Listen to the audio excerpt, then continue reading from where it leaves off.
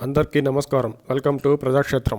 ఆంధ్రప్రదేశ్లో వైసీపీ జగన్మోహన్ రెడ్డి గారు బలంగా ఉన్న కారణంగానే ప్రతిపక్ష ఓటు చేలకుండా టీడీపీ జనసేన పొత్తు పెట్టుకున్న సంగతి తెలిసిందే. చంద్రబాబు గారు అరెస్ట్ అవడం, పవన్ కళ్యాణ్ గారు పొత్తు ప్రకటించడం టీడీపీ జనసేన పార్టీల్లో వైసీపీని ఎదుర్కోగలమనే నమ్మకాన్ని ఇచ్చింది. బీజేపీతో పొత్తును టీడీపీ శ్రేణులు వ్యతిరేకిస్తున్నప్పటికీ చంద్రబాబు గారు బీజేపీతో పొత్తుకు పచ్చజెండా ఊపారు. టీడీపీ కూటమిలో బీజేపీ చేరడంతో వచ్చే లాభ నష్టాలపై అవగాహన ఉన్నప్పటికీ ఎన్నికలు సజావుగా సాగడానికి అధికారంలోకి వస్తే కేంద్ర సాయం అవసరమని చెప్తూ బీజేపీతో పొత్తును ఖరారు చేశారు. అయితే మొదటి ఉమ్మడి సభ ప్రజాగళంలో ప్రధాని మోదీ గారు మాట్లాడిన తర్వాత బీజేపీ ద్వారా టీడీపీ కూటమికి అదనంగా వచ్చే లాభం లేదని తేలిపోయింది.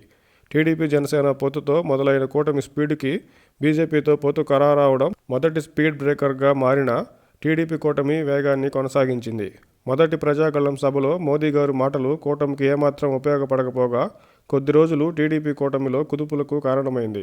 అది కాస్త సద్దుమణిగేలోపు సీట్ల సర్దుబాటులో ఆలస్యం, అక్కడక్కడ అసంతృప్తులు ఉన్న నరసాపురం ఎంపీ స్థానం బీజేపీకి వెళ్లడం, బీజేపీ రఘురామకృష్ణరాజు గారికి టికెట్ ఇవ్వకపోవడంతో మళ్లీ టీడీపీ కూటమిలో ప్రకంపనలు మొదలై బీజేపీ పొత్తులో ఉన్న వైసీపీకి సహకరిస్తుందనే భావన టీడీపీ శ్రేణుల్లోనే కాక ప్రజల్లోనూ చర్చ జరిగింది.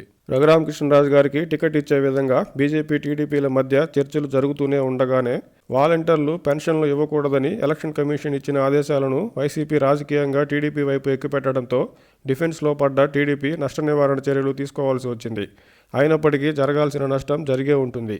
టీడీపీ జనసేన పొత్తుతో స్పీడ్ మీద ఉన్న టీడీపీ కూటమికి బీజేపీతో పొత్తు, ప్రజాగళం సభలో మోదీ గారి మాటలు, రఘురామకృష్ణరాజు గారికి టికెట్ ఇవ్వకపోవడం, వాలంటీర్ల వ్యవహారం, పెన్షన్లు సమస్యలు వరుస స్పీడ్ బ్రేకర్లుగా మారాయి. ఈ వరుస స్పీడ్ బ్రేకర్లు స్వింగ్ ఓటర్లపై ప్రభావం చూపే అవకాశం ఉండడంతో పాటు ప్రజల్లో సైతం టీడీపీ కూటమి వేగం కాస్త తగ్గించే అవకాశం ఉంది.